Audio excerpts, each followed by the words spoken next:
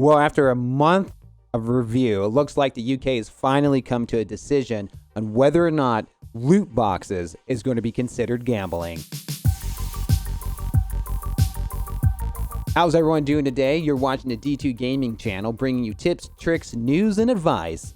My name is Shane, and let's get into the video.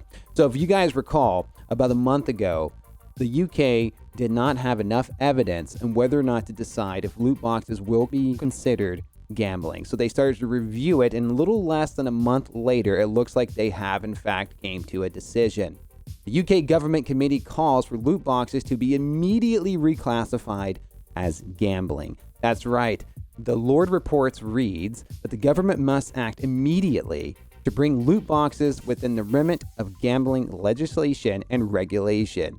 All mechanisms by which a player pays money for or a randomized item. That pretty much means anything tied to loot boxes is now considered gambling, and it's going to make it illegal. Now, there's been some other countries who've decided to already jump on the bandwagon when it comes to banning loot boxes. Those countries are going to be Belgium and the Netherlands.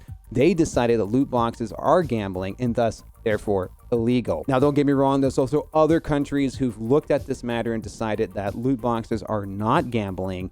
Those are countries like New Zealand and France. And there's been some other countries like Australia who hasn't necessarily outright banned the loot box system, but instead have decided to implement maybe some things like age restriction or some type of other procedures when it comes to preventing children from purchasing loot boxes. Now, this all comes on the heels after EA last December has reported that they've made over $1 billion with microtransactions using the loot box system. Now, obviously, when it comes to loot boxes, a lot of controversy around this, and a lot of studios are relying on this as a way to make money. It makes it very simple for children to get a phone or get a game and easily buy as much loot boxes as they can, and they do. And it does become a very addictive thing as you're trying to actually get all the items that you need.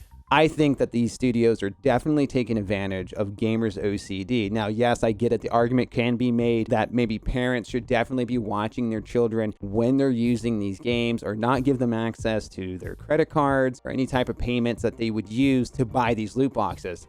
But obviously, this has definitely gotten out of hand. Now, whether EA is going to react to this, we don't know. They haven't really issued a big statement yet since the announcement of this. It's still pretty fresh. However, I do think that we're going to start to see the effects in the gaming industry moving forward. We already see the NBA 2K21 raising their price $10. That's right. The NBA 2K21 is going to be $69.99. That's $10 higher. Now, they're claiming that it's because it's the next-gen console and thus the price of games should rise. However, I would argue that I think this is a direct response or them getting ready for the change or the paradigm shift that's going to be happening overseas and soon here. They already are getting ready for that loot box cancellation, hashtag cancel loot boxes. I think it's over and they know it and they're getting ready for it, and so they're raising the prices before this even hits the fan. Now, my personal opinion when it comes to loot boxes, I think that it's a pretty scummy tactic. Now, obviously, I participated in some of it. I play Heroes of the Storm. Yes, I know, don't hate me. I like that game, all right? And for a time period, that's all you could buy was loot boxes. They didn't let you buy things individually. However, since their update, you can now buy things individually, and I'm very happy about that, but I definitely have participated in buying loot boxes. Now, I can't say it's a fun mechanism.